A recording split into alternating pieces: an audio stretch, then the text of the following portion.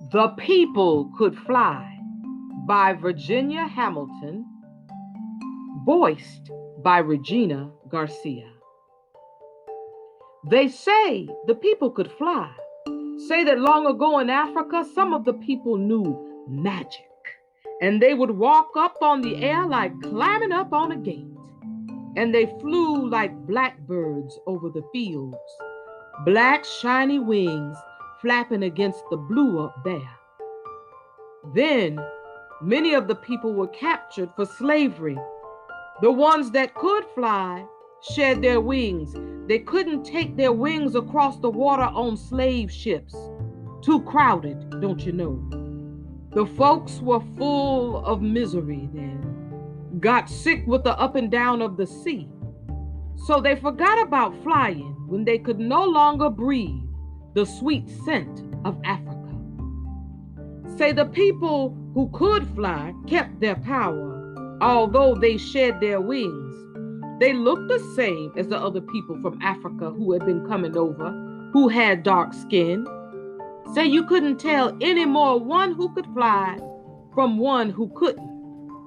One such who could was an old man, call him Toby, and standing tall yet afraid was a young woman who once had wings, called her Sarah. Now Sarah carried a babe tied to her back. She trembled to be so hard worked and scorned.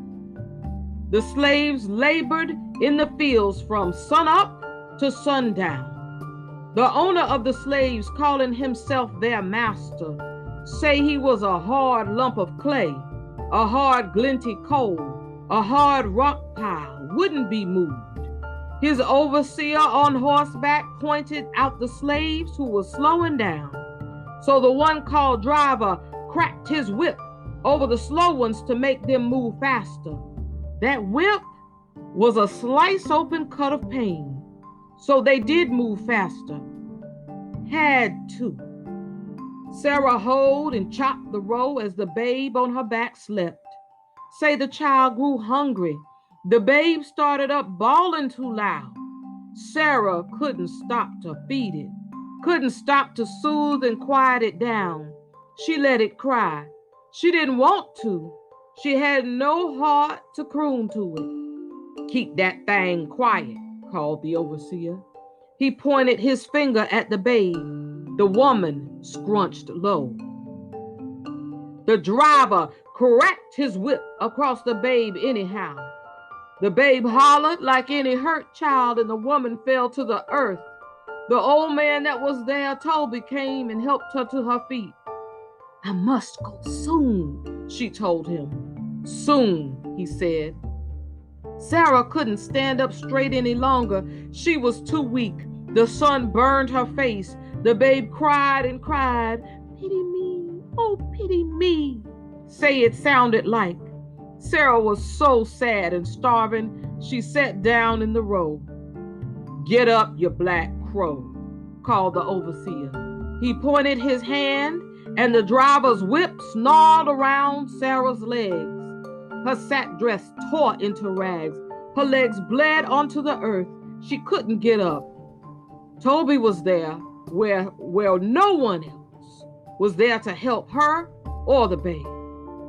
Now, before it's too late, panted Sarah. Now, father. Yes, daughter, the time has come, Toby answered. Go, as you know how to go. He raised his arms, holding them out to her. Kumyale, kumbumba tombe. And more magic words said so quickly, they sounded like whispers and sighs. The young woman lifted one foot on the air, then the other. She flew clumsily at first with the child now held tightly in her arms. Then she felt the magic, the African mystery. Say she rose just as free as a bird, as light as a feather. The overseer rode after her hollering. Sarah flew over the fences. She flew over the woods. Tall trees could not snag her, nor could the overseer. She flew like an eagle now until she was gone from sight. No one dared speak about it, couldn't believe it, but it was. because they that was there saw that it was. Say the next day was dead hot in the fields. A young man slave fell from the heat. The driver come and whipped him. Toby come over and spoke words to the fallen one, the words of ancient Africa once heard and are never remembered completely. The young man forgot them as soon as he heard them. They went way inside him. He got up and rolled over on the air. He rode it a while, and he flew away. Another and another fell from the heat. Toby was there. He cried out to the fallen and reached his arms out to them. Kum kukayale kum tombe. Whispers and sighs. And they too rose on the air. They rode the hot breezes. The ones flying were black and shining sticks. Wheeling above the head of the overseer, they crossed the roads, the fields, the fences, the streams, and were away. "Seize the old man," cried the overseer. "I heard him say the magic words. Seize him."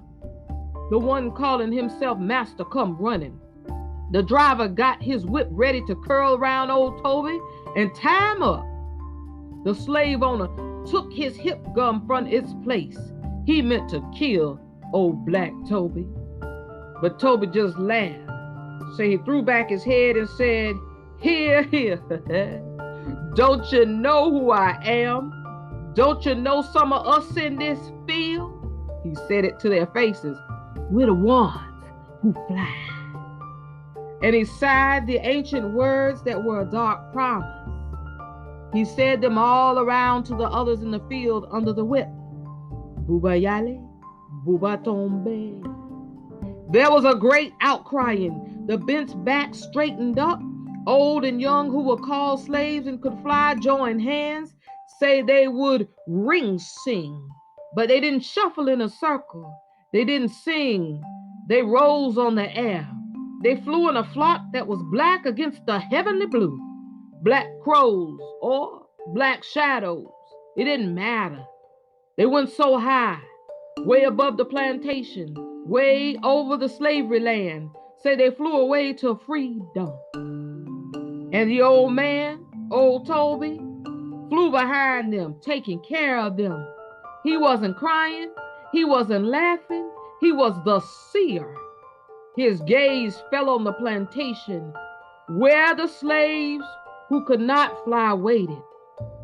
"Take us with you." Their looks spoke it, but they were afraid to shout it. Toby couldn't take them with him. Hadn't the time to teach them to fly. They must wait for a chance to run. "Goodbye," the old man called. Toby spoke to them, poor souls. And he was flying gone. So they say. The overseer told it. The one called master said it was a lie, a trick of the light. The driver kept his mouth shut. The slaves who could not fly told about the people who could fly to their children when they were free, when they sat close before the fire in the free land. They told it. They did so love firelight and freedom and telling. They say that the children of the ones who could not fly told their children, and now me, I have told it to you. They say the people could fly.